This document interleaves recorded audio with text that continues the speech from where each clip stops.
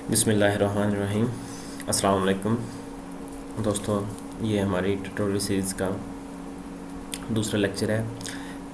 पहले वीडियो में हमने जैम्प को डाउनलोड किया और इसको इंस्टॉल किया। इंस्टॉल करने के बाद उसको रन किया तो हमारे पास ये पेज ओपन हो गया। इसका मतलब हमारे पास जैम्प जो है वो सक्सेसफुली इंस्टॉल हो चुका है। अब हम देखेंगे कि हमने जो भी पीएचपी की फ़ाइल यानी जो भी पीएचपी का कोड लिखना है, लिखने के बाद हमने उसको कहाँ सेव करना है। तो उसको सेव करने के लिए आप उस फाइल में जाएं जहाँ आपने जैम्प को इंस्टॉल किया। मैंने तो सी ड्राइव में इंस्टॉल किया, तो यहाँ जाऊँगा, ये देखिए जैम्प का फ़ोल्डर है, इसको ओपन करूँगा। इसमें से htdocs ये वाला फ़ोल्डर, इसको मैं ओपन करूँगा। अब हमने जितना भी पीएचपी के अंदर जितना भी काम करना है वो सारा हम यहाँ पे स्टोर करेंगे। इसी जगह हम इसको सेव करेंगे। तो या तो आप वैसे भी सेव कर सकते हैं, ये रूट डायरेक्टरी है। रूट डायरेक्टरी का मतलब होता है कि htdocs के अंदर कोई फ़ोल्डर ना बनाए, वैसे सेव कर दें, ये रूट डायरेक्टरी होगा। अगर आप चाहते हैं तो आप अपना एक फ़ोल्डर बना लें। मैं एक अपना फ़ोल्डर बना लेता हूँ माई फाइल्स के नाम से, ठीक है। अब मैं पीएचपी के अंदर जितना भी काम करूँगा मैं यहाँ आकर सेव करूँगा। तो चलें दोस्तों, सबसे पहले हम एक फ़ाइल बनाते हैं पीएचपी की, ठीक है। HTML हेड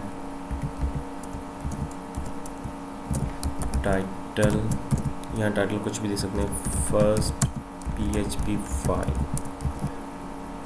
टाइटल को क्लोज़ किया, हेड को क्लोज़ किया, उसके बाद बॉडी को स्टार्ट करेंगे और उसके बाद बॉडी को क्लोज़ कर देंगे और लास्ट में HTML को क्लोज़ कर देंगे। अब इस फाइल को हमने सेव करना है तो Ctrl+S करेंगे। तो अभी देखें ये नोटपैड में है, हमने नोटपैड में सेव नहीं करना, हमने जाना है जहाँ हमने फ़ोल्डर बनाया था, सी ड्राइव, जैम्प, htdocs। ये देखिए माई फाइल्स के नाम से मैंने फ़ोल्डर बनाया था। यहाँ ओपन करके यहाँ फाइल का नाम देना है, आपने कोई भी दे सकते हैं। मैं दे देता हूँ फर्स्ट डॉट PHP लाजमी लिखना है, ठीक है। .php लाजमी लिखना है क्योंकि हमने PHP की फ़ाइल बनानी है, तो इसलिए हम इसकी एक्सटेंशन दे रहे हैं .php। इसको सेव करेंगे तो ये देखें ऊपर आ भी गया फर्स्ट .php और साथ ही इसका कलर भी चेंज हो गए। तो अभी हमने यहाँ पे कुछ राइट नहीं किया, तो अभी इनको सेव किया। सेव करने के बाद अब जाएंगे ब्राउज़र में, यहाँ हमने लोकल होस्ट लिखना है, लोकल होस्ट / उस फोल्डर का नाम लिखना है जिस फोल्डर में हमने अपनी फ़ाइल सेव की है। तो मेरे फोल्डर का नाम था माई फाइल्स, ठीक है,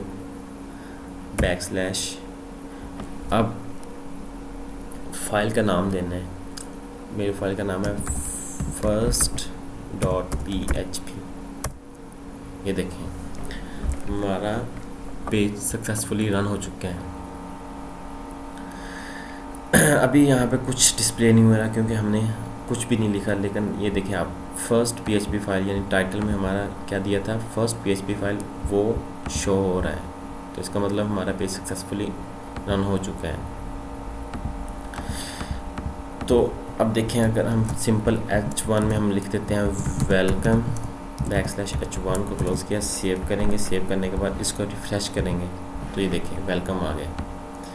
जब वेलकम आ गया तो देखें ये H1 ये सिंपल HTML में, इसमें अभी हमने PHP का कोई कोड एग्जीक्यूट नहीं किया, तो ये सिंपल एक HTML है।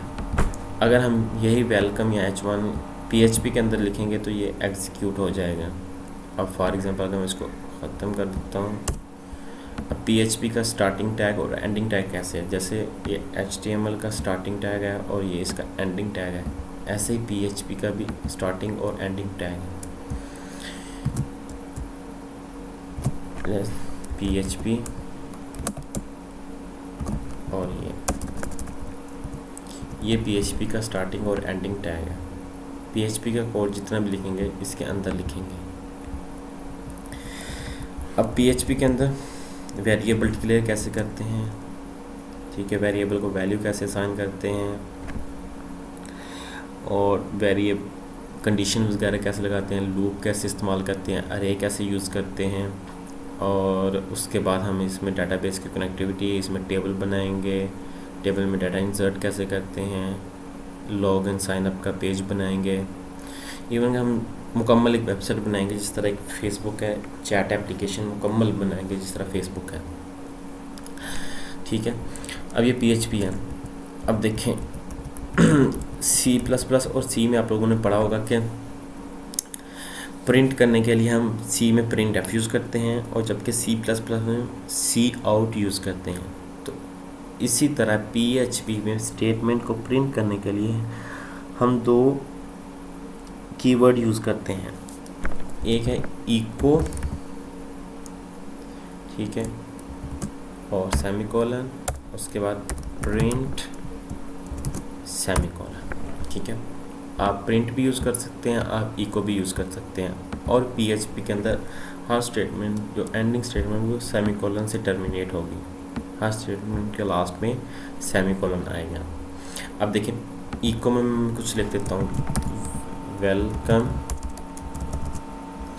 वेलकम, और यहाँ मैं कुछ कर देता हूँ हेलो वर्ल्ड, ठीक है।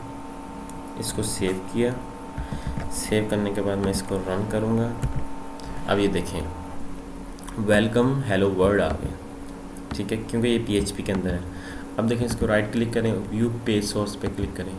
व्यू पेज सोर्स में जाएंगे तो आप देखेंगे कि बॉडी के बाद हमने क्या यूज़ किया है, PHP का टैग, यानी ये देखें PHP का टैग, एंडिंग और क्लोजिंग टैग, सॉरी स्टार्टिंग और एंडिंग क्लोज यूज़ किया है, और उसके बाद हमने इको प्रिंट ये यूज़ किया है।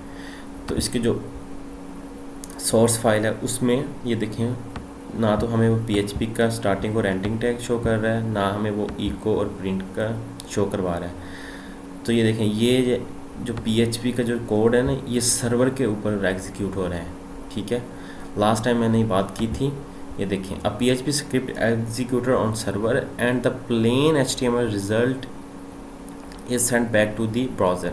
कहता है कि जो इसका PHP का कोड है ना वो सर्वर के ऊपर एग्जीक्यूट होगा, जो इसका रिज़ल्ट निकलेगा ना वो प्लेन HTML में आएगा, ठीक है। अब देखें ये हिसाब से हमारे पास HTML ही है, क्योंकि इसके अंदर हमें PHP का कोड शो नहीं हो रहा, PHP का कोड एग्जीक्यूट हुआ है सर्वर के ऊपर, तो जो रिज़ल्ट दे रहा है वो HTML फाइल में दे रहा है, ठीक है। तो ये है PHP और HTML में डिफरेंस। तो चलें दोस्तों अब हम इसमें देखते हैं कि वेरिएबल को कैसे डिक्लेयर करते हैं, ठीक है, वेरिएबल को वैल्यू कैसे असाइन करते हैं और वेरिएबल को कैसे दे सॉरी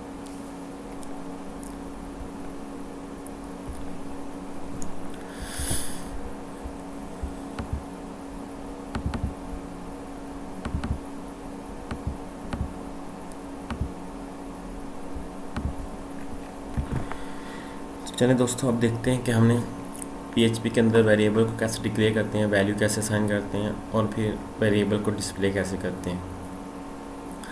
PHP के अंदर वेरिएबल को डिक्लेयर करने के लिए हम जिस तरह C या C++ में हम यूज़ करते थे इंट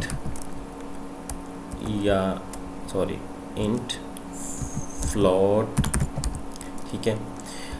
अब इसके अंदर हम ये भी यूज़ कर सकते हैं, लेकिन बेसिकली वेरिएबल को डिक्लेयर करने के लिए हम डॉलर साइन का यूज़ करते हैं। डॉलर साइन लाजमी लगाना है और वेरिएबल का नाम कुछ भी दे सकते हैं, n कर देता हूँ मैं n, ठीक है, और लास्ट में सेमीकोलन। ये हमारा एक वेरिएबल डिक्लेयर हो गया। लेकिन अब देखें मैंने यहाँ इसकी डाटा टाइप डिक्लेयर नहीं की कि ये इंटीजर है, फ्लोट है, कैरेक्टर है, स्ट्रिंग है, कौन सी डाटा टाइप है, ये अभी तक मैंने डिक्लेयर नहीं की, ठीक है। तो ये डिक्लेयर नहीं की तो अभी PHP क्या करेगा कि इसको उस डाटा टाइप में कन्वर्ट कर देगा जो इसको डाटा टाइप असाइन की जाएगी, जो वैल्यू इस वेरिएबल को असाइन करेंगे ना उसकी डाटा टाइप में